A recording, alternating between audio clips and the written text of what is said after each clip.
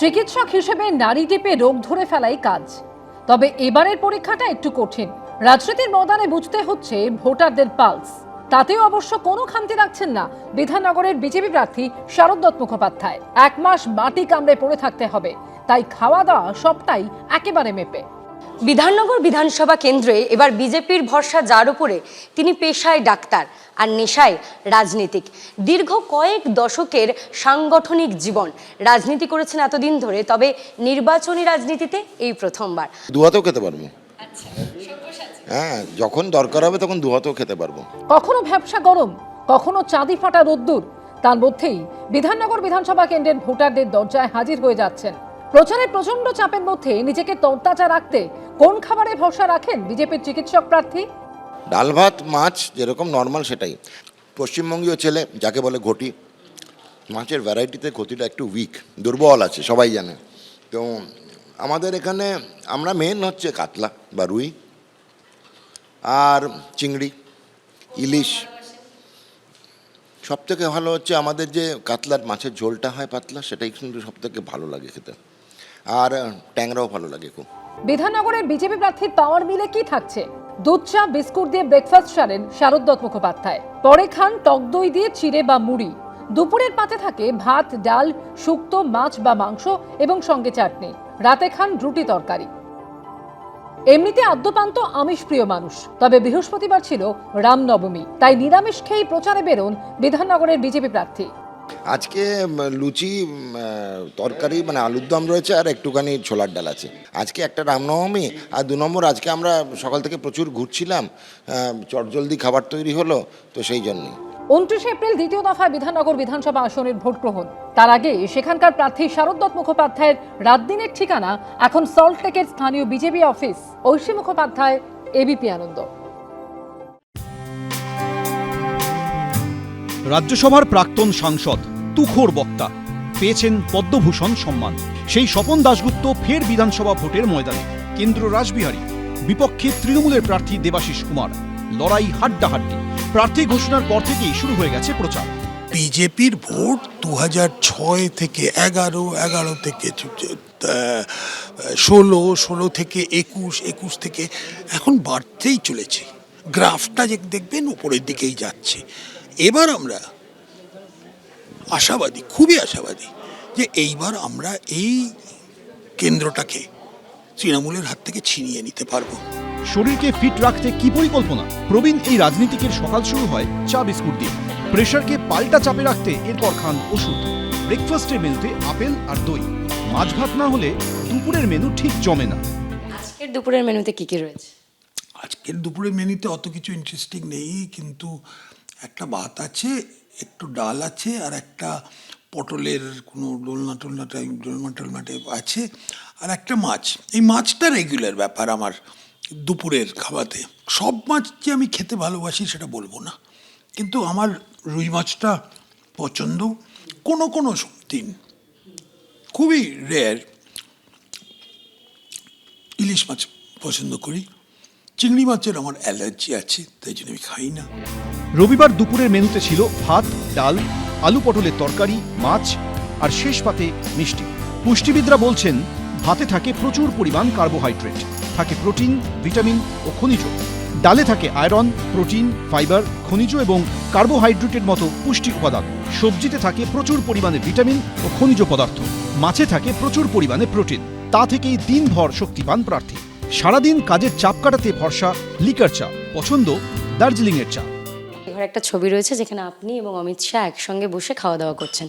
এই ছবিটা স্মৃতিচারণটা যদি একটু করেন। এটা আমরা বীরভূমে গেছিলাম, তো অমিত শাহর একটা কন্ট্যাক্টের করতে গেলেই উনি কোনো না কোনো কার্যকর্তাদের বাড়িতে গিয়ে খেয়ে আসেন। উনি ভেজিটেরিয়ান, মোদিজিও যেমন ভেজিটেরিয়ান, কিন্তু অমিত শাহ তাও অনেক কিছু খায়। মোদিজির খাওয়া একদম মানে এইটুকু। দ্বিতীয় দফায় 29 এপ্রিল ভোট রাসবিহারী কেন্দ্রে।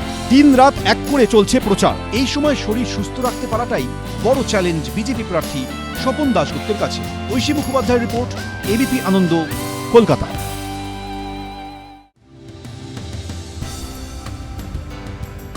তিনি ভোজন রসিক বাঙালি, খেতে ভালোবাসেন, কিন্তু সামনে ভোট বলে কথা। সকাল বিকেল প্রচারের জন্য দৌড়াদৌড়ি করতে হবে। শরীর ফিট রাখতে কি পরিকল্পনা বেলেঘাটার তৃণমূল প্রার্থী কুণাল ঘোষের?